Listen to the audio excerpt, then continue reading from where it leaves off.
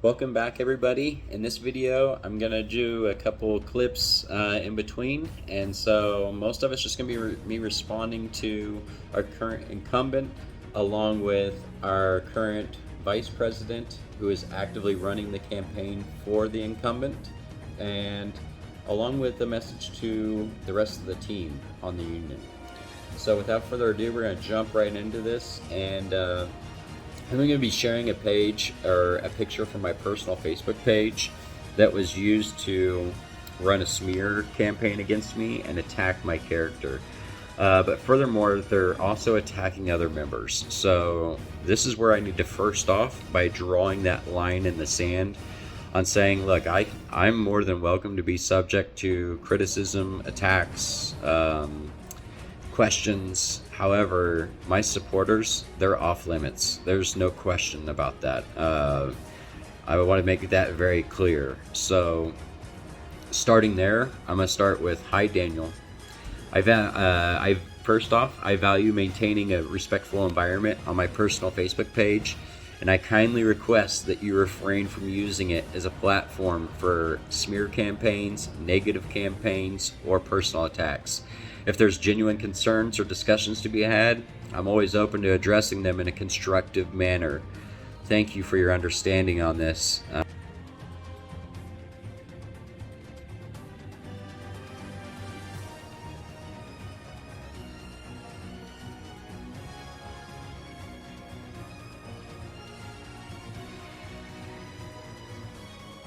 I want to address one of the comments that was brought up on my personal page that kind of stemmed a lot of this too.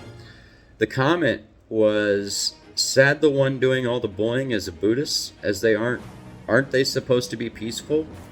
So while this can be perceived in many ways, I want to highlight what they were trying to get at. They were questioning your behavior and your relation to your belief, right? So from one viewpoint, the comment can be seen as pointing out an inconsistency between an individual's actions, being bullying, and the commonly held understanding of their professional belief system, being Buddhist, that you guys actively emphasize peace.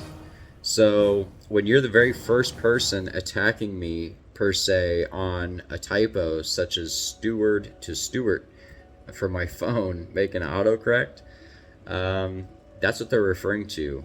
They're questioning why you're bullying me, why you were the first one to bully me, and then you turn around and lied to the members and acted like you wasn't a part of it and that you should have put a stop to it, and when in fact you was the one that started it. Sorry, facts are facts. I'll also put that in this video too. It's kind of hard to explain away that, isn't it?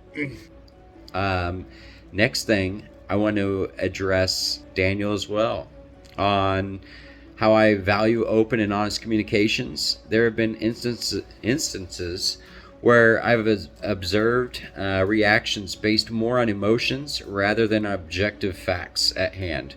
While it's okay to be passionate, I believe it's crucial for the team and group or the union to make decisions and understand situations based on factual information. I kindly request that we all ensure our discussions remain fact-based and objective for the benefit of everyone involved. Again, I thank you for your understanding in this.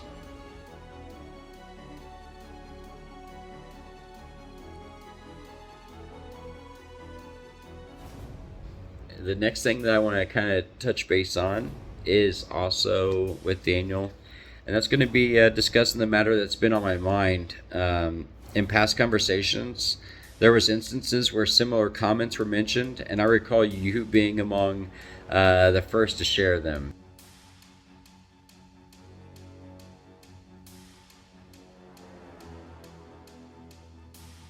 I believe it's essential for us to be consistent and transparent in our interactions. If there are concerns, I'd appreciate an open dialogue so we can address and move past them. Thank you for your understanding in this as well.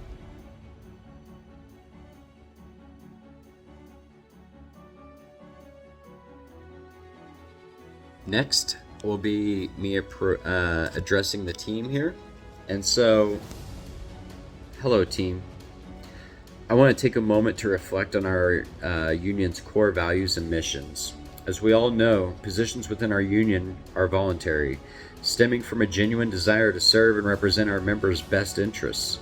If anyone feels uncertain about their role, especially in light of recent changes, it's essential to remember why we initially chose to be part of this union.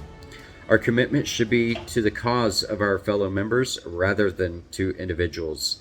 Let's continue working collaboratively, putting our collective interests at the forefront. Thank you for your dedication and your service thus far. I also look forward to working with each and every last one of you and ensuring that you have the necessary training and tools at your disposal to be not only successful on your part, but on the members as well. Thank you.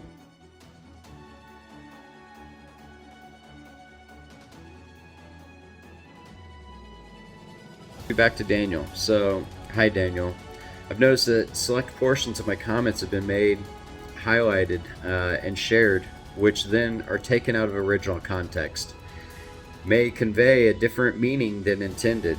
I value open and accurate communication and would appreciate it if my words were not used in a manner that misrepresents my views or intentions. Let's strive for clarity and fairness in all of our interactions. Thank you for your understanding on this as well.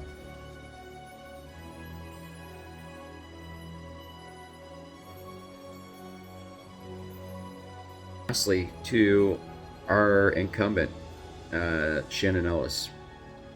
So recently, it was observed that there are elements of your campaign that seem to be centered around my opposition for candidacy. Yet I've been restricted from viewing certain campaign materials. Openness and transparency are vital in democratic processes, and it's essential for all candidates and members to have access to accurate information.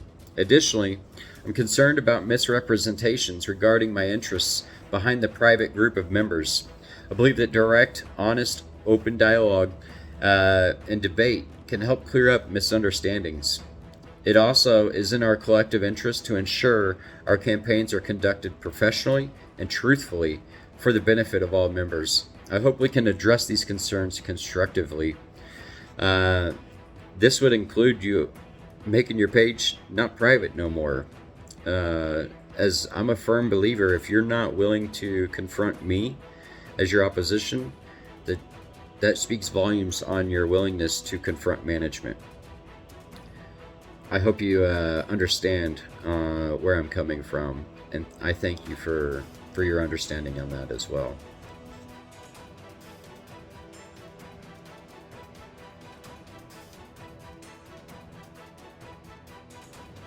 Lastly, I want to also address Shannon, as I hope this message finds you well.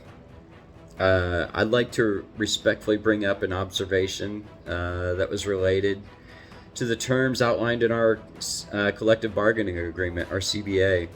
As per the CBA, it's my understanding that any union representation, including our chapter president, is required to obtain approval from management prior to entering any work area and is only granted brief interactions with employees.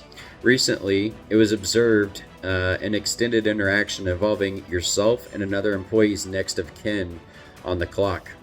Might I add, this next of kin employee isn't to an elected official who's actively on your ticket. The situation raises concerns, especially since the manager present was not familiar with your presence, suggesting that prior approval had not been sought. The aim of our CBA guidelines is to ensure transparency, fairness, and a level playing field for all members. It's essential that we all adhere to these guidelines to avoid the appearance of favoritism and misuse of official time. I believe it's in our union's best interest to address these concerns directly and ensure that we uphold the standards and expectations set forth in our CBA. I look forward to your understanding and cooperation on this matter. In other words, don't be going to other elected officials' kids, giving them unfair treatment that you're not giving the rest of the members. You shouldn't be doing that.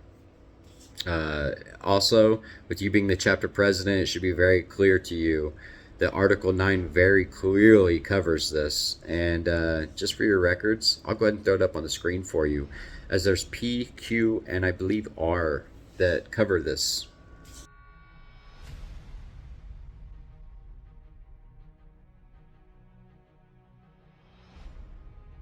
So, again, I look forward to working with everybody. I'm just trying to be as respectful and professional as I can in this, while being just utterly infuriated that they think it's absolutely acceptable to attack other members, non-members, for being in support of the opposition of their ticket. So, again, and the last thing that I want to touch base on is how they falsely say that I claim that they embezzle funds or steal member funds. That's not true. What I said is they went on vacation. I call it vacation. They call it training. Again, that's my opinion. That's where we differ. But they went on training out of state. When you guys go on training, do you guys get flown out of state? No. You attend virtually. You don't go nowhere. So why are they special? Why isn't their training virtual? Are these not legitimate questions I'm allowed to ask? That doesn't mean that you're embezzling funds. Embezzling funds would mean that you just took the money and didn't even go. What I'm suggesting is you went to the training and clearly slept through it, because when you guys come back and you can't show that you received any training from your actions, or that there's no training being provided equitably across the board, there's issues with that. I obviously have the right to be able to question, did you sleep through it? Did you take notes? Did you even pay attention? What was the fruits of this training if we don't see anything from it? You know what I mean? So again, you can sit here and take my words out of context by saying it's me claiming it's embezzlement. The fact of the matter is, embezzlement, you can go through any of my videos, any of my comments, those words never came out of my mouth until just here, right now, in this video, which is just me adding clarity that that's not what I said. So before any of the members that may or may not see this, please don't live in an echo chamber. Please don't be misled or misconstrued or things taken out of context to run a smear campaign or to attack one's character. Please, like I said, exit that echo chamber, and I strongly encourage you to check out the other opposition, whether it be myself or Shannon or Emmanuel's campaign. See what our values are, see what we're running for, see what we're running against, and see if we're practicing what we preach, see if the actions are aligning with what we're saying. Even my followers, even my supporters, I strongly encourage you to scan their QR codes, check out what they have to say, go to their pages, go to wherever their campaign may be located at, join the group if they'll accept you, and let your voice either be heard in there or just see what they're about. Just get a better understanding. Don't be misled. Don't let them lie to you. Just seek out the facts. And again, I'm always here. You can stop me. You can say hi. You can ask me questions.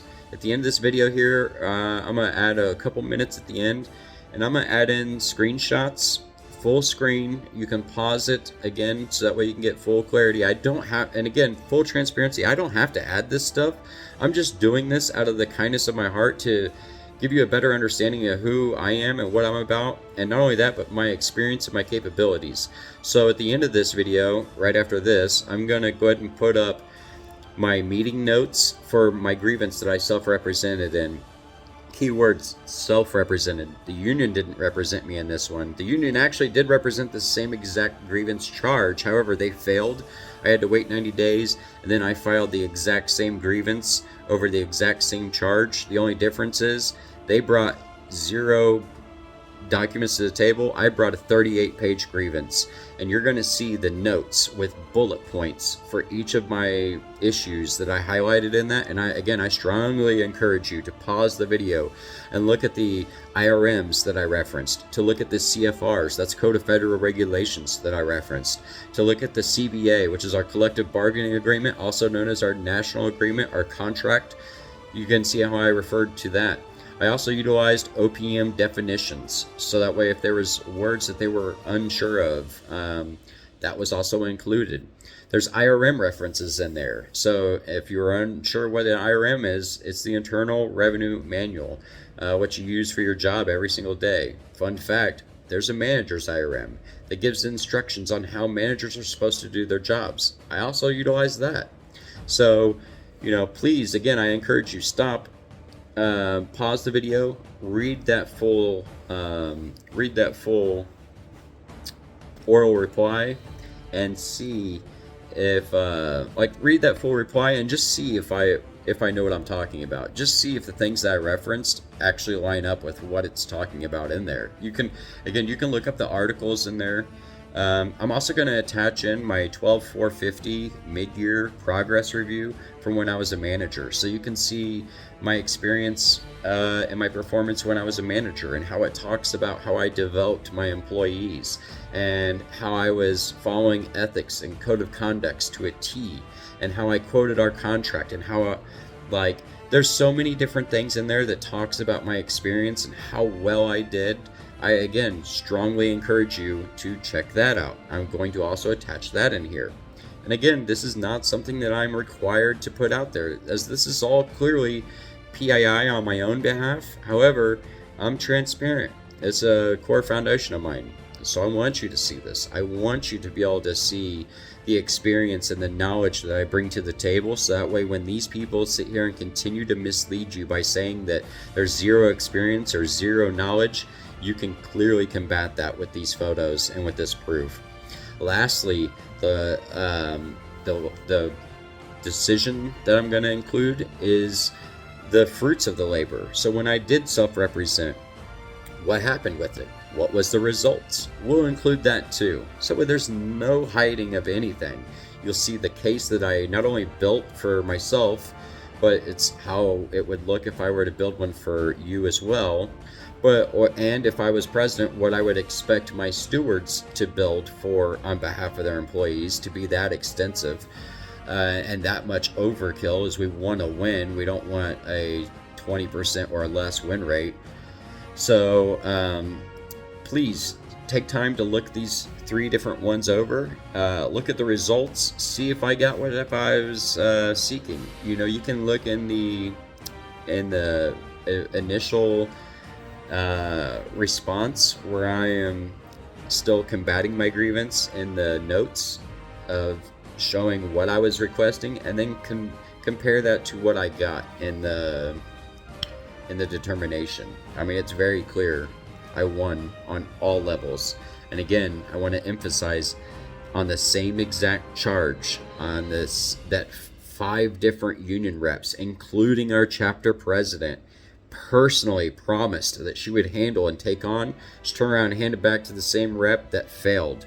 So they can sit here and say that they're not that I'm making these accusations of embezzling funds, when in reality, this is the training that I'm questioning. I hope you all have a fantastic week. I hope this brought some further insight to the misinformation that's being spewed to you.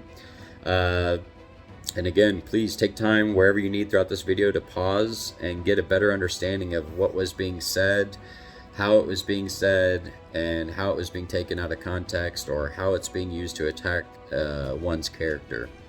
I hope you all have a fantastic week, and I also hope you got a better understanding of those that's in the office, and how this group of friends is not the best people to be suited to be leading our chapter.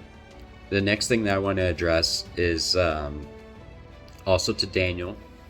So hi Daniel, I appreciate your input and feedback.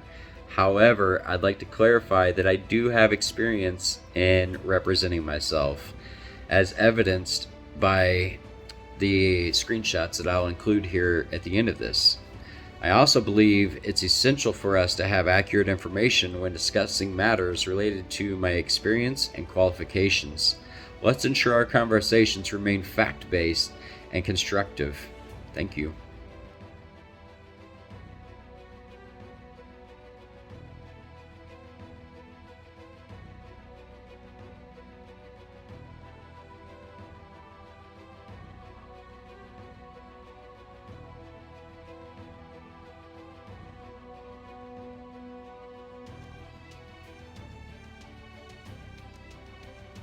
Thank you. I hope you all have a great week, and I look forward to working with each and every one of you if elected, and getting that training, so that way we can get past all of this. Have a great week, everybody.